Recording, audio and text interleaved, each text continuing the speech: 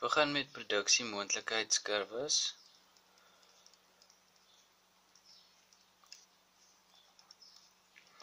On English they refer to as the production possibility curve.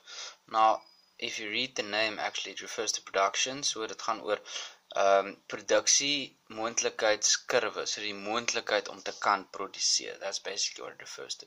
More specifically, and in order for us to build a model, we're going to look at two products.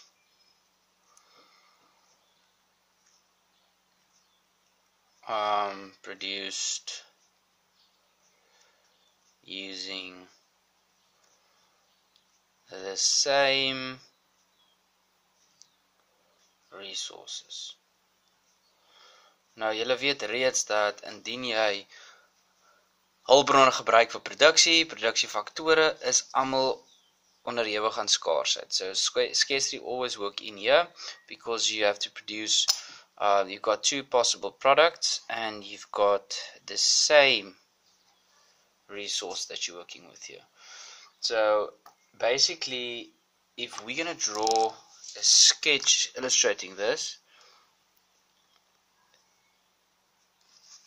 it's almost going to look similar to our demand and supply, but instead of having price here, we're going to have the two different products on the axis. Produk, kom sê 1, en hierdie is produk 2.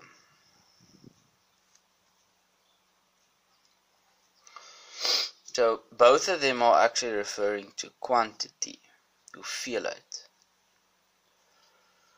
En die kurwe gaan altyd min of meer so lyk. Dalk bietjie meer van 'n boog, but anywho, this is 0. And let's say this is 50, 100, 150, and this is 200.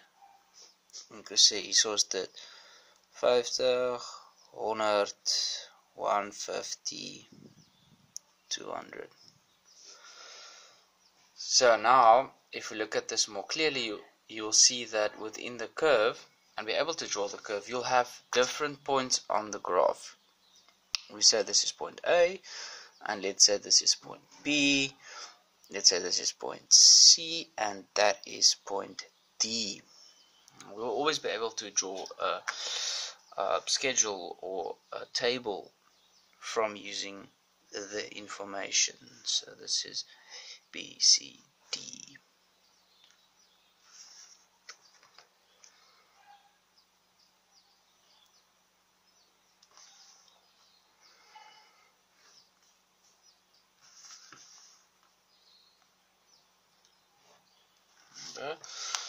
So here we'll have the different possibilities.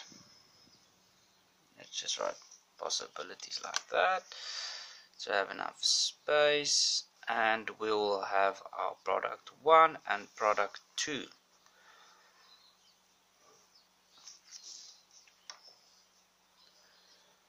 Product 1, product 2.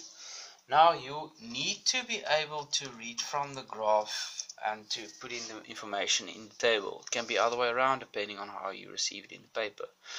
But anyhow, so this is at point A, position A, gaan jy hê dat produk 1 is tussen 150 en 200 waarvan geproduseer is, so sê hier is 175. Van produk 2 gaan daar dan 0 geproduseer word. By punt B gaan ons sê dat daar 150 van produk 1 geproduseer word, and if you produce that, then as for the product 2, you'll be able to produce 125.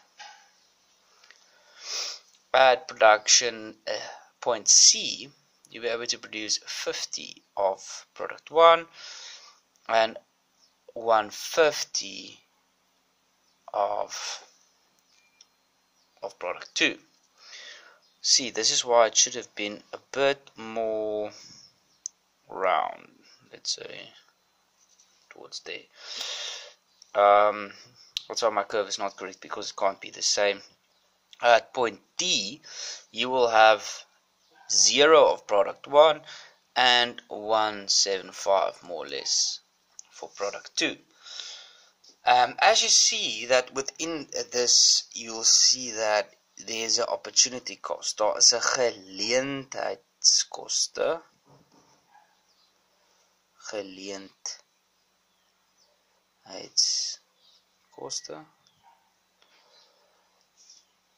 Opportunity cost, and this is basically going to be that if you want to go from point A to point B, at point A there's 0 produced for product 2, so all of the resources is invested in producing product 1. Okay, so soos wat jy van punt A na punt B toe gaan skuif, product B increases, let's say product 2 increases with 125, and product 1 decreases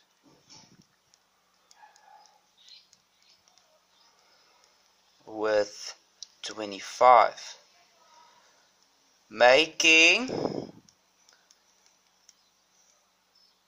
25 the opportunity cost.